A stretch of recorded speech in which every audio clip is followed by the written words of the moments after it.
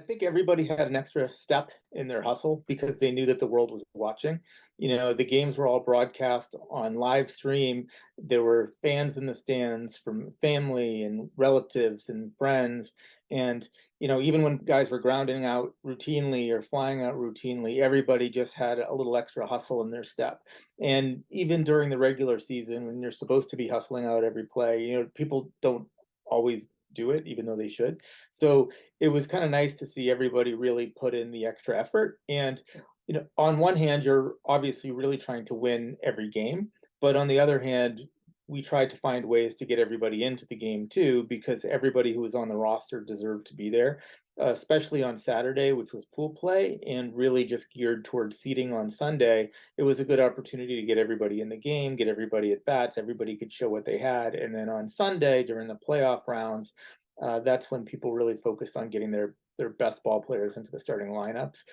But yeah, you could definitely tell that there was a little extra hustle in the game because of the world stage we were all on.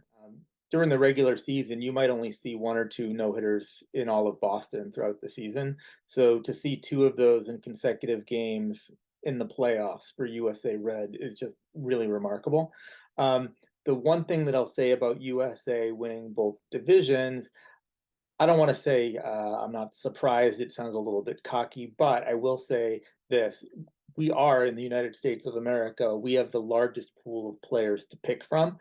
And from the people who are here, we assembled people that had heritage and ethnicity of Dominican descent, of Puerto Rican descent to play against us. Oh, obviously, those were much smaller pools to pick from.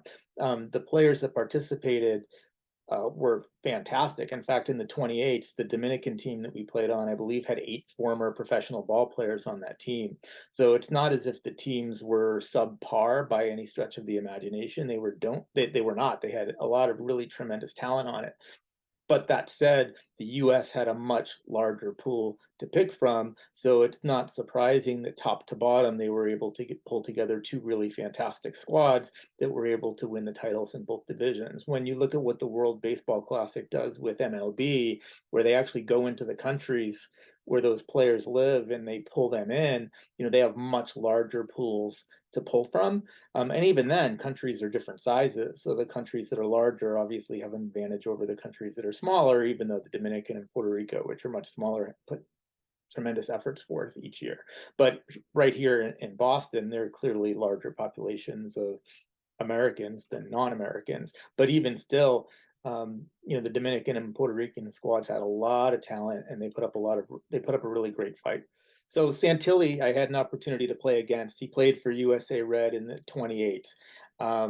Tremendous defender, reached base practically every time that he got up, and a real joy to watch. I had never played with him, nor had I met him before this tournament, but I had an opportunity to talk to him because I was actually doing play-by-play for one of the games that he was playing in, and I happened to be drinking a Santilli beer from Night Shift, which was named after Santilli Highway in Everett. And while I'm just coincidentally have this beer in my hand, he steps up to the plate, and I see the back of his jersey in my beer. I'm like, whoa, that's pretty wild. Got a photo of that for Instagram, of course, and it turns out, 2 days later, he's MVP of the 28 plus tourney and has a championship to his name. So that was really fun to see.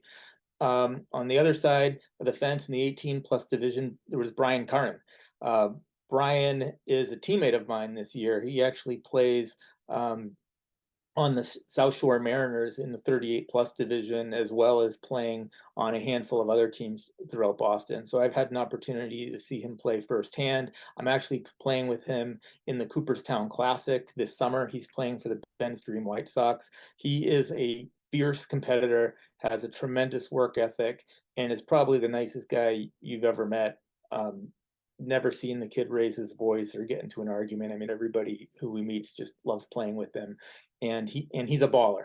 He's a great shortstop, hits the ball a ton, and he can throw hard, pitch hard, and that's what he did for USA Red in the 18s. So it was good to see that he had such success.